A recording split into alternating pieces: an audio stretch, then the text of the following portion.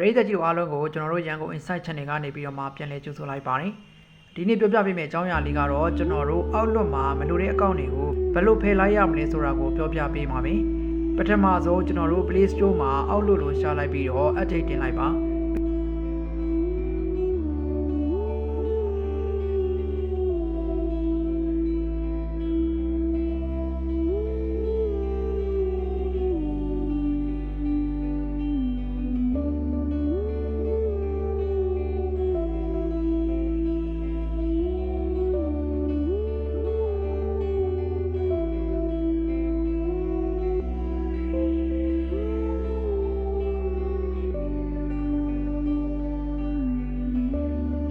ပြီးတာနဲ့ app ထဲဝင်ပါမယ်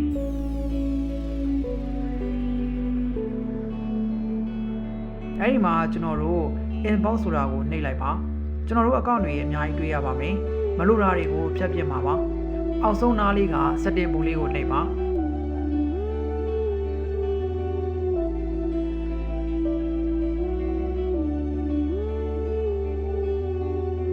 အဲ့ဒီမှာကျွန်တော်တို့အကောင့်ဆိုတာကိုနှိပ်လိုက်ပါ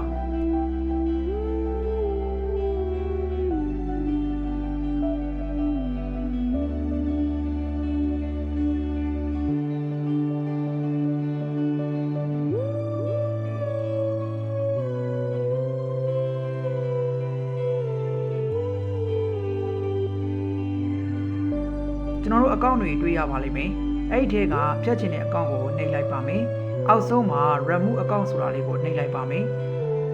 အဲ့လိုနဲ့မလိုချင်တဲ့အကောင့်တွေကိုတစ်ခုချင်းစီကိုဖြတ်ပြစ်ပါမယ်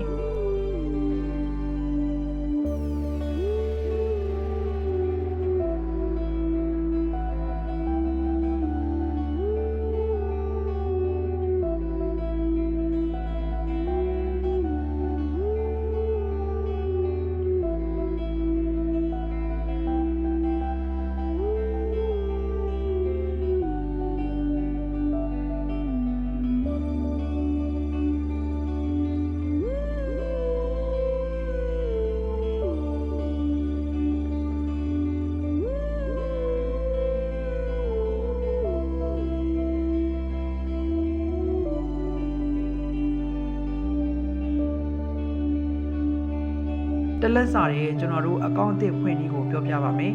create new account ဆိုတာကိုနှိပ်ပါ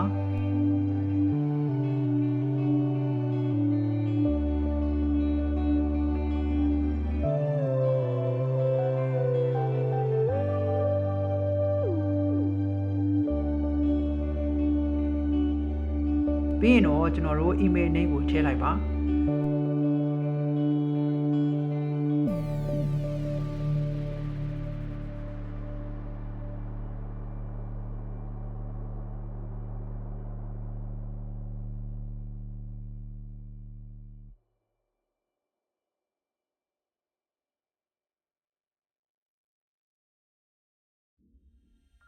နိုင်ငံကိုတော့ကျွန်တော် US ကိုရွေးပါမယ်ပြီးတာနဲ့မွေးကူးနေ့တွေကိုထည့်ပေးလိုက်ပါ